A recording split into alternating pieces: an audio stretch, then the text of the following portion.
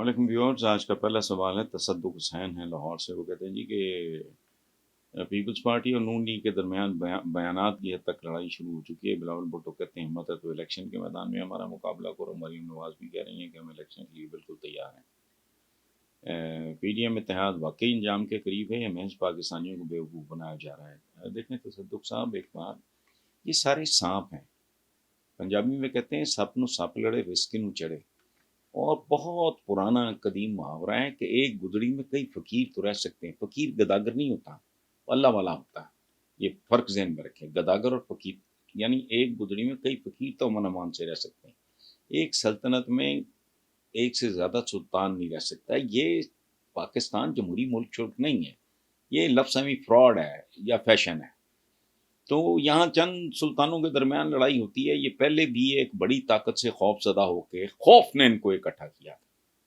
اب جیسے جیسے وہ خوف ختم ہوتا ہے، اگر ختم ہوتا ہے تو یہ اپنی اوقات میں آ جائیں گے، سوال ہی نہیں پیدا ہوتا۔ یہ تو سانپ اور بجو کی لڑائی ہے۔ سانپ اور پتہ نہیں ایک اور پتہ نہیں کیا ایک اور طرح کا جانور، اس کی لڑائی بڑی مشہور ہے۔ یہ سوال ہی نہیں پیدا ہوتا۔ یہ کبھی بھی ایک دوسرے کے ساتھ نہیں تھے، یہ آئندہ بھی ساتھ نہیں ہوں گے۔ یہ ایک وقتی ارینجمنٹ ہے۔ فلم ہے سلیپنگ ود دی اینمی، وہ آپ دیکھیں، آپ کو ساری کہانی سمجھ لیں، کچھ بھی نہیں، بوگس۔ نیکسٹ ہے جی احمد حسین لاہور سے۔ وہ کہتے ہیں جی 2 روز قبل یونان میں کشتی ڈوبنے کا ایک واقعہ حادثہ ہوا، سینکڑوں پاکستانی ڈوب کے جہاں بخش۔ آپ ظاہر ہے کہ ملک کے حالات سے یہ نوجوان روز کے اندر جاتے ہیں۔ کیا اس واقعے پر پاکستانی سیاستدانوں کو شرم سے ڈوب نہیں مرنا چاہیے؟ وہ میں شرم سے ڈوب مرنا، اس کے لیے تو شرم ضروری ہے بھائی۔ وہ جاتے ہیں اس لیے کہ یہ ریاست، یہ ان کا خیال نہیں رکھ سکتی، ان کو 2 وقت کی روٹی نہیں دے سکتی۔ پہلی بات ہوئی ہے کہ ریاست کی مکمل طور پہ ناکامی ہے، جیسے کہتے ہیں نا فیلڈ اسٹیٹ۔ اور کیا ہونا ہے؟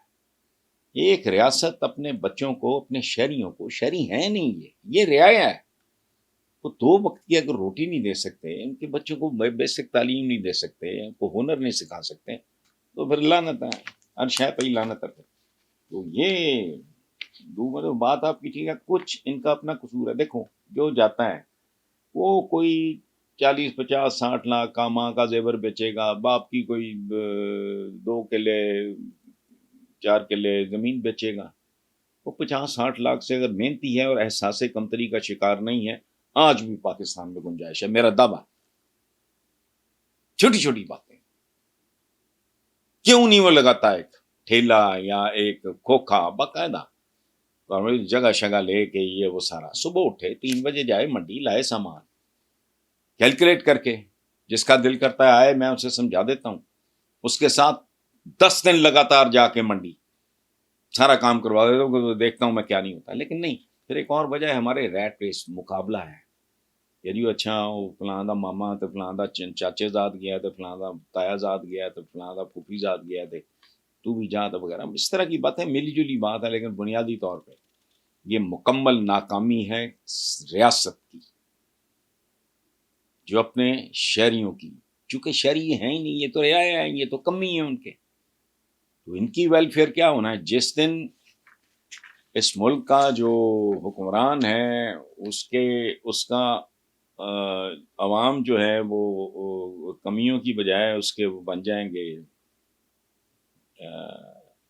شہری بن جائیں گے، رعایا نہیں رہیں گے، کہانی اور ہو جائے گی۔ لیکن یہ تو ڈوب مرنا، پتہ نہیں ہے پرچم سرنگوں، پرچم کہاں یار سرنگوں، فراڈ۔ اس پرچم کے سائے تلے ہم ایک ہیں، یعنی مریم بھی ایک ہے، اور ماسی برکتیں بھی ایک ہے، بلاول بھی ایک ہے، بابو محمدین فاقے کاٹتا وہ بھی ایک ہے۔ کیا فراڈ ہے یہ؟ پرچم سرنگوں اور پتہ نہیں سوگ منایا جائے گا۔ سوگ منانے پہ کیا لگتا ہے؟ تم نے تو اسی طرح کھدیں پاڑنی ہیں اور اپنا چرخے اڑانے ہیں، دیسی چکنی ہو، سارا تمہارا تو کام ٹھیک ہے، تم کیا سوگ لوگوں کو اور بیوقوف بنا رہے ہیں؟